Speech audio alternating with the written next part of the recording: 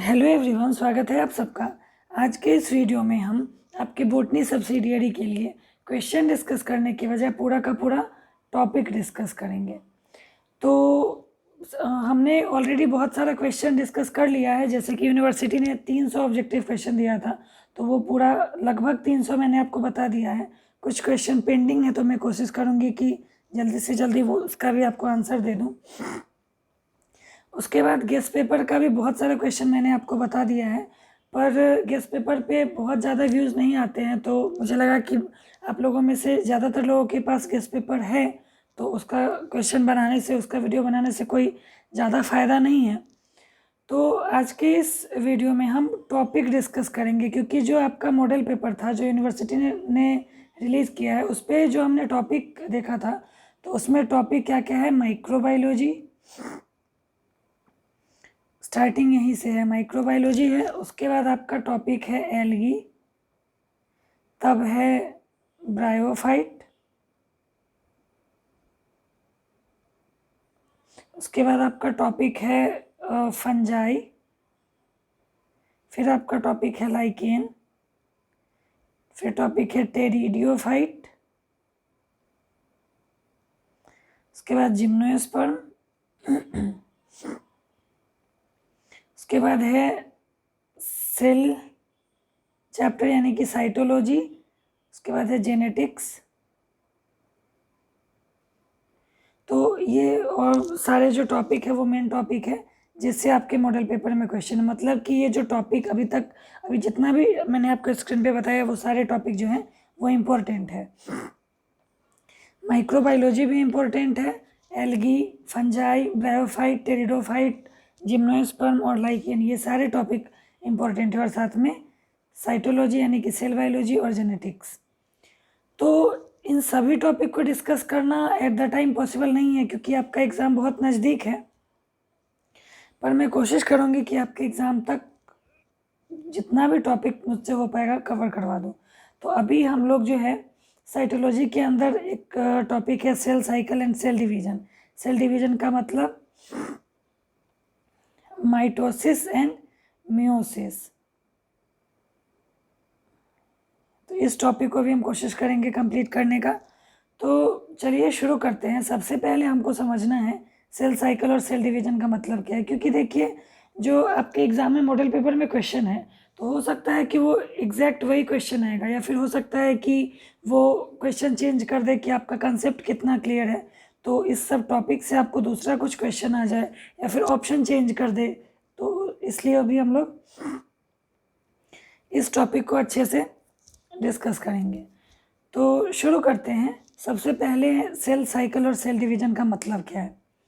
तो देखिए, cell cycle का क्या मतलब है? सेल के बर्थ से, सेल के फॉर्मेशन से उसके मैच्योर होने तक, सेल के फॉर्मेशन से उसके मैच्योर होने तक का जो पूरा पीरियड है, टाइम है, दैट इज सेल साइकिल।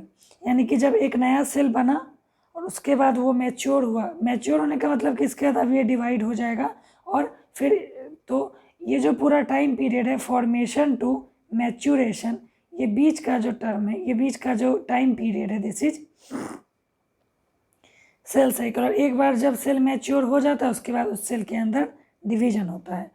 तो हम लोग अलग अलग समझेंगे सेल साइकिल क्या हुआ और सेल डिवीजन क्या हुआ। सेल डिवीजन के भी दो टाइप होते हैं, माइटोसिस और मियोसिस। तो कहाँ पर माइटोसिस होगा, कहाँ पे मियोसिस होगा, उस चीज़ को भी हम डिस्कस करेंगे। तो सबसे पहले हम इसका डेफिनेशन देखते हैं। The sequence of events by which cell duplicates its genome, synthesizes the other constituents of cell and eventually divides into two daughter cell is called cell cycle। यानी कि वो पूरा इवेंट, वो पूरा प्रोसेस, वो पूरी प्रक्रिया जिसमें एक सेल जो है अपने जीनोम को यानी कि डीएनए को डुप्लीकेट करता है, और उसके बाद जो भी उसके ऑर्गेनल है, कंस्टिट्यूएंट हैं, उनको भी डिवाइड करता है, और फाइनली एक सेल जो है वो दो डॉटर सेल में डिवाइड हो जाती है। उस पूरे प्रोसेस को हम कहते हैं सेल साइकिल, जिसको कि हमको इस चैप्टर में समझना है। और ये जो सेल साइकिल है, क्या इसमें डीएनए सिंथेसिस यानी कि जीनोम डुप्लीकेशन जो है वो हमेशा होता है तो नहीं। ये जो डीएनए सिंथेसिस है यानी कि जो जीनोम डुप्लीकेशन है वो एक कोई पर्टिकुलर स्पेसिफिक स्टेज में होता है। यानी कि सेल साइकिल एक अगर इतना बड़ा प्रोसेस है, इतना लंबा प्रोसेस है जिसमें सेल का यहाँ पे फॉर्मेशन हुआ है और यहाँ पे सेल वापस से डिवाइड होगा, तो इस पूरे टाइम पीरियड में कहीं पर एक छोटा सा टाइम पीरियड है जहाँ पे जीनोम का सिंथेसिस होता है। यानी कि सेल जो है वो अपना डीएनए डबल करता है, क्योंकि ये सेल है तो इसको डिवाइड होके 2 डॉटर सेल में फॉर्मेशन करना है। तो दोनों डॉटर सेल को जीनोम चाहिए, डीएनए चाहिए। तो इसका पहले काम क्या होगा कि इसके न्यूक्लियस के अंदर जो जीनोम है, जो डीएनए है, उसको डुप्लीकेट करे, इसका नंबर इंक्रीज करे। ठीक है। तो अब सेल साइकिल में कौन कौन से फेजेज हैं, मतलब कि ये जो सेल साइकिल है, सेल के फॉर्मेशन से सेल के डिवाइड होने तक का जो टाइम है, यहाँ पे एक नया सेल बना, धीरे धीरे मैच्योर हुआ, बड़ा हुआ और फाइनली मैच्योर होने के बाद 2 सेल में डिवाइड हो गया। तो ये जो पूरा साइकिल है सेल के फॉर्मेशन से सेल के डिवीजन तक, इसमें कौन कौन से फेज आते हैं, कौन कौन से स्टेप आते हैं, उसको हमको डिस्कस करना है। तो देखिए ये जो सेल होते हैं, जितने भी सेल हैं, अलग अलग सेल का सेल साइकिल का फेज अलग होता है। जैसे सेल ह्यूमन सेल जो है उसका टाइम पीरियड कुछ अलग होता है, ईस्ट सेल है उसका कुछ अलग होता है, इकोलाई है उसका कुछ अलग होता है। ह्यूमन सेल जो है वो एवरी 24 आवर में डिवाइड होता है। यानी कि एक ह्यूमन सेल का जो फॉर्मेशन होगा वो अगले 24 घंटे तक, 24 घंटे के बाद फिर से डिवाइड होगा। एक ह्यूमन सेल का फॉर्मेशन हुआ और 24 घंटे तक ये सेल जो है वो बड़ा हुआ, मैच्योर हुआ और 24 घंटे के बाद ये वापस से डिवाइड हो जाएगा। और इस 24 घंटे के अंदर सेल का जो है जीनोम डुप्लीकेट होगा, मटेरियल्स इंक्रीज होंगे और फाइनली ये एक सेल जो है 2 डॉटर सेल में डिवाइड हो जाएगा। ये ह्यूमन सेल की बात है। ह्यूमन सेल का जो है टाइम पीरियड वो 24 आवर है। भाई हम ईस्ट की बात करेंगे तो उसमें 90 मिनट होता है, अगर हम इक्वलाई की बात करेंगे तो 20 मिनट होता है। तो अलग अलग सेल का जो फेज है सेल साइकिल का वो वेरी करता है, सेल टू सेल जो टाइम है वो वेरी करता है। ह्यूमन सेल का लगभग 24 घंटे होता है, ईस्ट का 90 मिनट होता है, इकोलाई का 20 मिनट होता है। ठीक है। तो अब देखिए सेल साइकिल जो है इसमें कौन कौन से फेज आते हैं। यानी कि एक सेल जो फॉर्म हुआ और मैच्योर होने के बाद ये जो डिवाइड हुआ, तो इस सेल के फॉर्मेशन से डिवीजन तक के टाइम में कितने फेज आते हैं उसको हमको डिस्कस करना है। तो इस सेल के फॉर्मेशन से डिवीजन तक के टाइम में 2 फेज आते हैं मेनली। एक फेज है इंटरफेज और दूसरा फेज है एम फेज। एम फेज यानी कि माइटोटिक फेज यानी कि डिवीजन फेज, और इंटरफेज ऐसा फेज है जिसमें सेल खुद को प्रिपेयर करता है। यानी कि अगर एक सेल ये नया नया बना है और अगले 24वें घंटे में इसको, ह्यूमन सेल है तो 24वें घंटे में इसको डिवाइड होकर 2 सेल बनाना है, तो ये इस फॉर्मेशन से यहाँ तक का जो टाइम पीरियड है ये इंटरफेज कहलाएगा, जो कि लगभग 23 घंटे यानी कि 23 घंटे का होगा ह्यूमन के अंदर। यानी कि जिस सेल का जितना भी फेज का टाइम है उसमें 90% टाइम जो है वो इंटरफेज का होता है, जिसमें सेल तैयारी करता है, अपना जीनोम डुप्लीकेट करेगा, अपना प्रोटीन इंक्रीज करेगा, अपने मटेरियल्स को इंक्रीज करेगा और 24वें घंटे में जो है ये डिवाइड हो जाएगा। अगर ये ह्यूमन सेल है तो ये ईस्ट का सेल है तो 90 मिनट उसका टाइम पीरियड है, तो मान लीजिए 80 to 85 मिनट जो है इंटरफेज चलेगा और 5 to 10 मिनट जो है एम फेज चलेगा। तो सेल टू सेल ये इंटरफेज और एम फेज का टाइम जो है वो भी वेरी करेगा। लेकिन जो भी टाइम पीरियड होगा सेल साइकिल का फेज होगा उसमें लगभग 95% जो है इंटरफेज होगा और 5% जो है वो एम फेज होगा। जैसे कि हमने ह्यूमन सेल की बात की तो वो अगर 24 घंटे में डिवाइड होता है तो उसमें से 23 घंटे इंटरफेज होगा। अगर ईस्ट सेल की बात करेंगे तो अगर वो 90 मिनट में डिवाइड होता है तो उसमें 85 मिनट इंटरफेज होगा।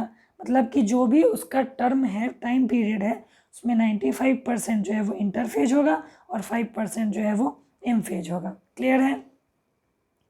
तो अब इंटरफेज के अंदर क्या होता है, देखिए इंटरफेज जो है it is a phase between 2 successive M phase. इसको इंटरफेज को two successive phase between two successive M phase बोला गया है। क्यों? क्योंकि मान लीजिए ये कोई सेल है, ये डिवाइड हुआ, 2 सेल का फॉर्मेशन किया, ठीक। तो जब इस सेल के अंदर एम फेज हुआ यानी कि डिवीजन फेज हुआ, तभी ये सेल डिवाइड करके 2 सेल बनाया। ये वाला फेज जो है, जिस टाइम ये वाला सेल डिवाइड होके ये और ये बनाया, तो ये एम फेज हुआ, डिवीजन फेज हुआ। अब इसके बाद ये जो नया सेल बना है या फिर ये जो नया सेल बना है, ये खुद को मैच्योर करेगा, मतलब कि इसमें इंटरफेज चलेगा। और इंटरफेज चलने के बाद जब इसका इंटरफेज कंप्लीट हो जाएगा, तब वापस से ये सेल जो है वो डिवाइड होके 2 सेल में, और ये सेल जो है ये भी डिवाइड होके 2 सेल का फॉर्मेशन करेगा। तो क्या हुआ कि ये जो इंटरफेज है, ये जो इंटरफेज बीच वाला आया, ये इस एम फेज का और ये डिवीजन का, दोनों के बीच का फेज है, इसीलिए एम फेज, इसीलिए इंटरफेज को 2 एम फेज के बीच का फेज कहते हैं। Interphase last for 95% of a cell cycle. अभी मैंने आपको बताया कि जिस सेल का जो भी टाइम पीरियड होगा डिवीजन का, उसमें लगभग 95% टाइम जो है वो इंटरफेज कवर करेगा और 5% टाइम जो है वो एम फेज कवर करेगा। और इंटरफेज जो है इसको रेस्टिंग फेज कहते हैं। रेस्टिंग फेज क्यों कहते हैं? क्योंकि इंटरफेज में लगता है, जब हम सेल को ऑब्जर्व करते हैं तो लगता है कि सेल तो कुछ नहीं कर रहा है, सेल तो जो है वो तो रेस्ट में है। लेकिन इस इंटरफेज में सेल जो है वो सबसे ज़्यादा एक्टिव होता है, क्योंकि इस टाइम सेल जो है खुद को प्रिपेयर कर रहा होता है, वो ग्रो कर रहा होता है।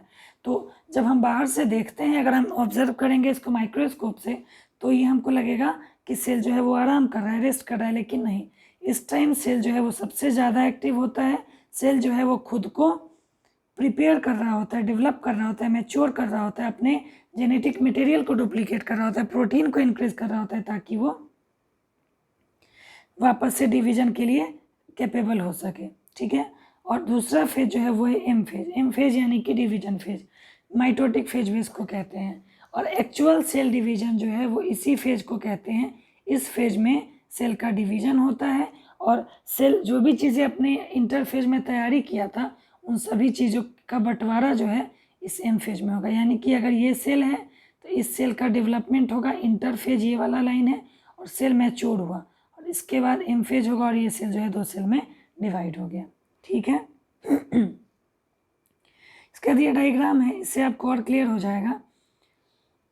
देखिए ये पूरा एक सेल का जो है पूरा एक साइकिल दिया हुआ है, ठीक। इसमें सेल का यहाँ पे फॉर्मेशन हुआ, उसके बाद सेल का जो फॉर्मेशन हुआ, और उसके बाद अगर सेल को डिवाइड नहीं करना है, मतलब सेल जो है वो डिवाइड नहीं करेगा, तो ये इस G0 फेज में चला जाएगा, क्रिसेंट स्टेज भी इसको बोलते हैं। और अगर सेल डिवाइड करना है इसको आगे, तो ये आगे जाएगा G1 फेज में। G1 फेज में सेल जो है वो खुद को प्रिपेयर करेगा, अपने मटेरियल्स को इंक्रीज करेगा, और इस G1 फेज के बाद सेल जो है वो जाएगा इस फेज में।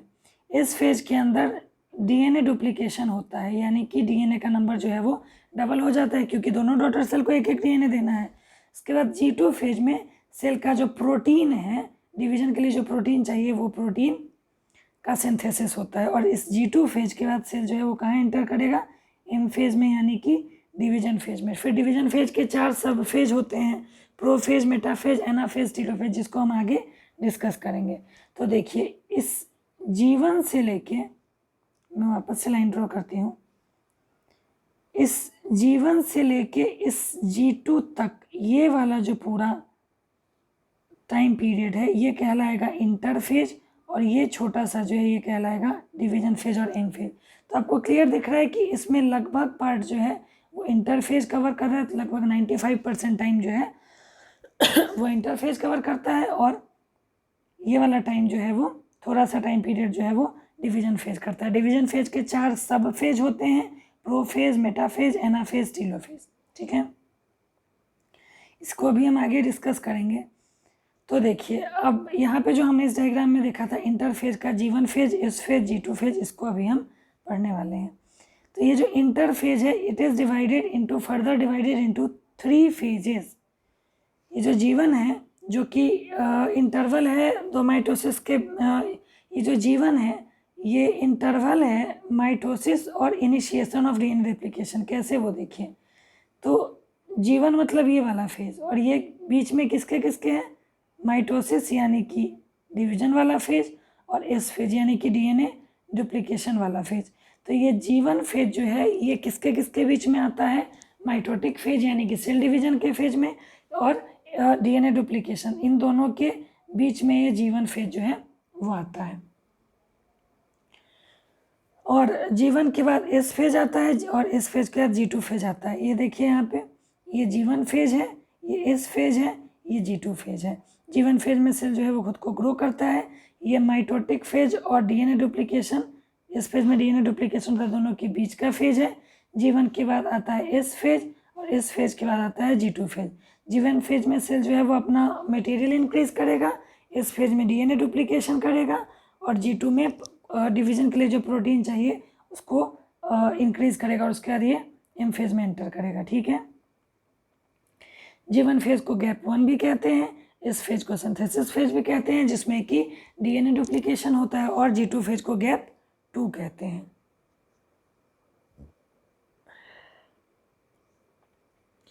अब यहाँ देखिए, ड्यूरिंग सिंथेसिस फेज रेप्लिकेशन और synthesis of DNA takes place and amount of DNA gets double per cell.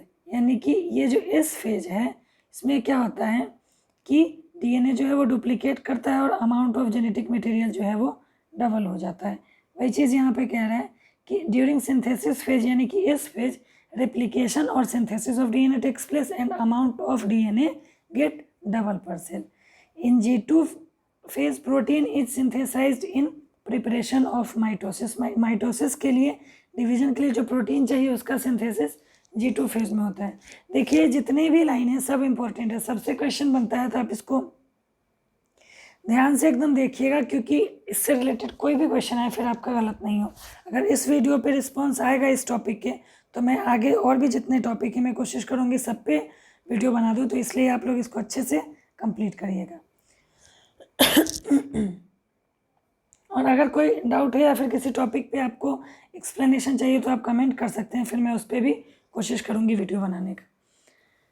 आगे है, in adult animal some cell do not divide और may divide occasionally, this cell do not divide further and exit the G one phase to enter an inactive stage called quiescent और G naught of the cell. ये वाले stage देखिए, जीनोट stage इस वाले cell को कहते हैं, जिस सेल को डिवाइड, इस वाले फेज को कहते हैं, जिस सेल को डिवाइड नहीं होना होता है वो सेल क्या करता है, वो सेल जीवन के इस फेज में नहीं जाएगा। जिस सेल को डिवाइड नहीं होना होता है वो इस फेज में ना जाके जीवन से जो है रिटर्न हो जाता है जीनोट फेज में, और इसके बाद ये इसको क्विसेंट स्टेज बोलते हैं। क्योंकि अगर कोई सेल इस फेज में चला गया मतलब इसका डीएनए सिंथेसिस हो गया, डीएनए डबल हो गया, तो सेल का डिवाइड होना ज़रूरी हो जाता है, क्योंकि एक सेल डबल डीएनए लेके क्या करेगा। तो इसीलिए अगर किसी सेल को डिवाइड नहीं होना है तो वो जीवन के बाद जो है जीनोट में एंटर कर जाता है, ना कि इस फेज में जाता है, क्योंकि इस फेज में जाने के बाद डीएनए डुप्लीकेशन हो ही जाएगा, और डीएनए डुप्लीकेशन होने के बाद सेल डिवीजन जो है वो कंपलसरी है। तो इस जीनोट स्टेज को बोलते हैं क्विसेंट स्टेज। ठीक है, in animals mitotic division is present in somatic diploid cell, but in plants it's in both haploid and diploid cells. तो याद रखिएगा कि माइटोटिक दो तरह के डिवीजन होते हैं, माइटोटिक और मियोटिक, माइटोसिस और मियोसिस। तो ये जो माइटोटिक डिवीजन है एनिमल के अंदर, ये सिर्फ और सिर्फ डिप्लॉयड सेल में पाया जाता है, होता है, लेकिन प्लांट्स के अंदर हैप्लॉयड और डिप्लॉयड दोनों सेल में होता है। तो ऑब्जेक्टिव क्वेश्चन ये भी बनता है, अभी तक मैंने जितना भी लाइन बताया सबसे क्वेश्चन बनते हैं। तो अब ये जो माइटोटिक डिवीजन है एनिमल सेल में, ये सिर्फ और सिर्फ डिप्लॉयड सोमैटिक सेल में होगा, लेकिन प्लांट सेल में हैप्लॉयड और डिप्लॉयड दोनों सेल में होता है। Mitosis cell division is also known as equational division. Mitotic division को, माइटोसिस सेल डिवीजन को इक्वेशनल डिवीजन भी कहते हैं, क्योंकि इसमें जो क्रोमोसोम का नंबर है वो सेम रहता है। जैसे कि देखिए, अगर कोई डिप्लॉयड सेल डिवाइड हुआ, यानी कि 2n है, डिप्लॉयड सेल है, तो ये एक सेल से 2 डॉटर सेल बनाएगा, और दोनों डॉटर सेल का जो जेनेटिक मटेरियल वो 2n ही रहेगा, डिप्लॉयड ही रहेगा। तो जितना मदर का था उतना ही ऑफ स्प्रिंग का है। अगर मदर डिप्लॉयड है तो दोनों ऑफ स्प्रिंग भी डिप्लॉयड होंगे। इसमें क्रोमोसोम का नंबर जो है वो हाफ नहीं हुआ, इसीलिए माइटोटिक डिवीजन को, माइटोसिस डिवीजन को इक्वेशनल डिवीजन भी कहते हैं। तो यहाँ तक तो इसका जनरल एक्सप्लेनेशन हुआ। नेक्स्ट वीडियो में हम माइटोटिक डिवीजन को यानी कि माइटोसिस को कंप्लीट करेंगे और फिर मियोसिस को। फिर ये आपका टॉपिक जो है पूरा कंप्लीट हो जाएगा। उसके बाद आप इस चैप्टर से रिलेटेड कोई भी क्वेश्चन इजीली अटेम्प्ट कर सकते हो।